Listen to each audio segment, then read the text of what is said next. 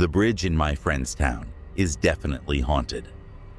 I was driving late, definitely later than I wanted to be.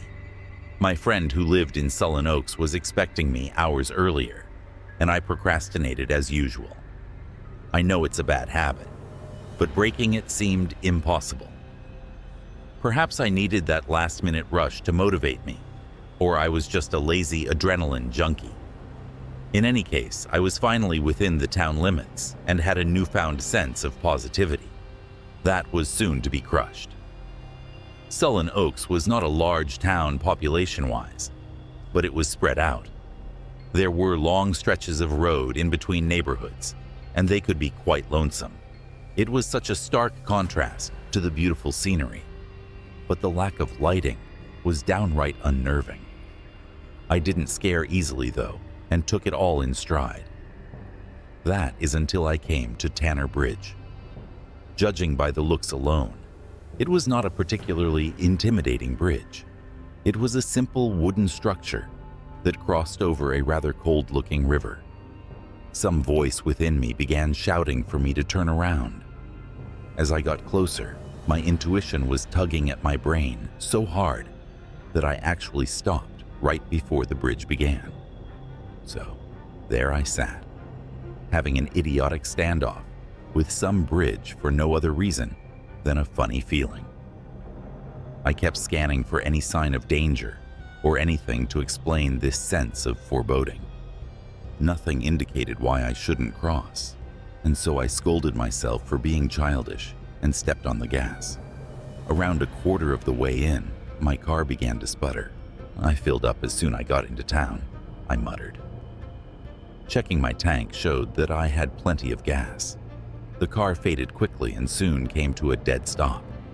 In denial, I tried turning the key 5 times, but the engine showed no sign of life. Engine failure? I queried aloud. Luckily for me, my dad was a mechanic, and I could figure out the problem from taking a quick look. It was always a joy when my guy friends were clueless about a car issue. Then this little girl like me came along and fixed the problem. Anyone can learn cars if they want to, my dad always told me. I smiled inwardly at his words, despite my unease with the situation. With flashlight in hand, I exited the car and took a look under the hood. After checking over everything, I was shocked to find no signs of an issue. I just tuned everything up, so there was no logical reason it would up and die like this. Exhaling slowly, I went back into the car and got my phone out to call my friend when my radio suddenly crackled to life. The hissing of the static made me jump, and I dropped my phone into that irritating space between the seats and the console. Damn, lost to the abyss. I began messing with the knobs on the radio to turn it off, but nothing worked. There shouldn't be any power to it, should there? Feeling thoroughly creeped out, I jammed my hand into the space where my phone fell and began to feel around. Just as I was starting to get a hold of my phone, a voice came over the radio. Where is she? It was the voice of some woman I'd never heard before. The spacious echo of her voice instantly sent a shiver through me. She sounded sad and desperate, but even more so, she sounded unearthly. There was no way to properly explain it, but I immediately sensed that she didn't belong. And just as quickly as the strange things were happening, they stopped. I sat in a moment of silence with my phone in hand. After collecting myself, I called my friend and let her know that I was having car trouble. Oh no! Do you know what's wrong with it? I have no idea. The engine just died, but everything looks fine. Huh, weird. If you don't know what's wrong, I doubt anyone else will. I'll come get you. Where are you at? Tanner Bridge. There was a pause that concerned me. Is something wrong with that? Hello? The line was dead. Okay, don't freak out. Just some weird electrical At this, the sound of a loud splash demanded my attention. It wasn't a large frog, or something like that. It had to be a good-sized rock, or maybe even... Stop, don't do that, I said aloud. Then again, if someone did jump off the bridge, shouldn't I check that they're okay? Fighting against my better instincts, I flung my door open and aimed my flashlight at the river below. I scanned for a ripple in the water to indicate the source of the splash, but the water was eerily calm. What the hell's going on with this place? I murmured. Then I heard something that froze me dead in my tracks. No, it couldn't be. It was the sound of a baby crying. At first, I thought it was coming from below the bridge, so I darted my flashlight around the surface. There was absolutely nothing to see. The sound moved in another direction, and I followed it with my light, but there was nothing there either. The sound changed yet again, and it was coming from everywhere, all at once. It wasn't close, far, or anything in between. The sound of the baby's cry was just there. As suddenly as it started, the crying stopped. My heart was pounding so hard, I could hear it in the eerie calm.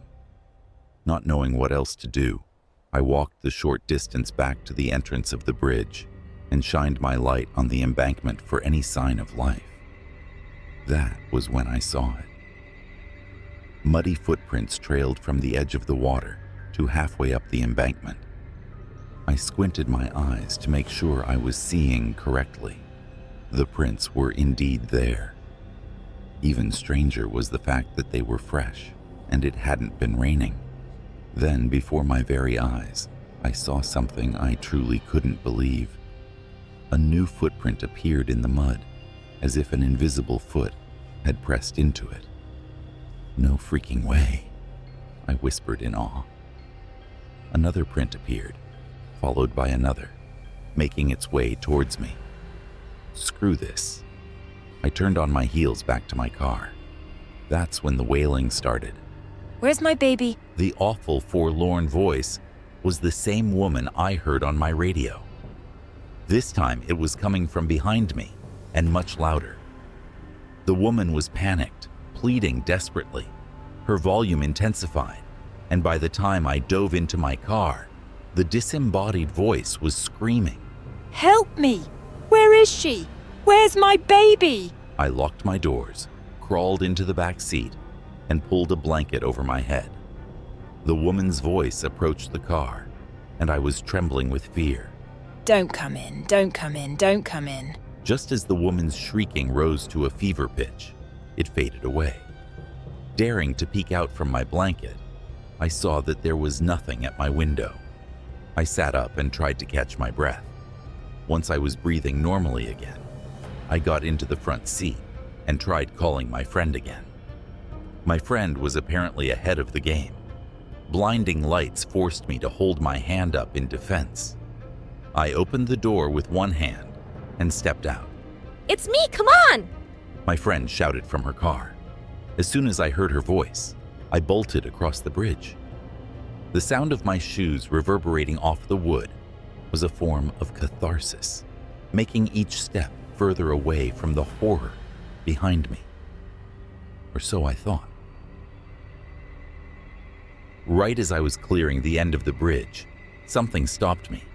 I jerked backward and felt a hand grip my arm. Daring to look behind me, I came face to face with the apparition of a bloodied woman with torn clothing and a bulging eye socket. Her neck was twisted in an unnatural angle as if it had been broken. Please, help me! The woman screamed into my face. I was paralyzed with fear, only able to marvel at her piercing, dead eyes.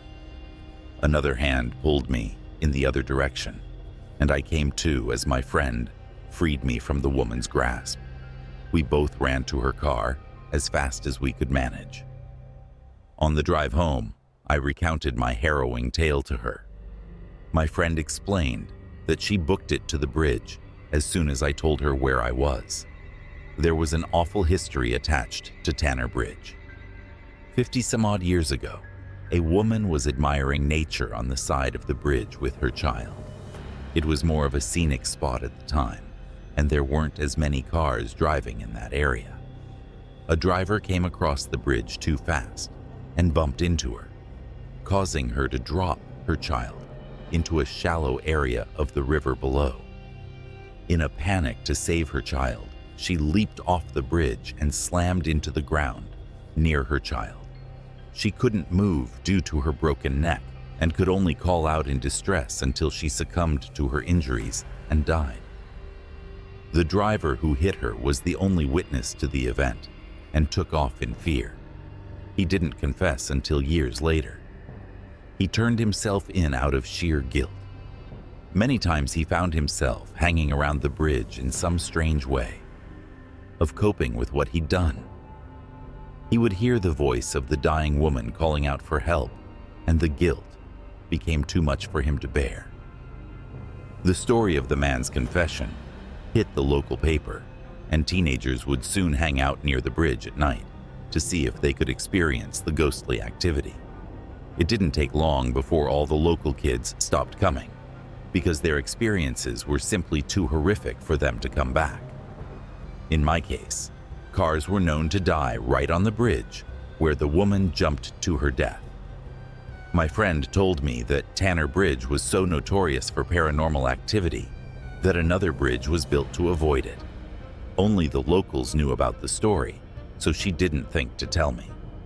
So if you ever decide to visit Sullen Oaks, make sure you know the way around Tanner Bridge. That is, unless you want an experience that will scar you for life.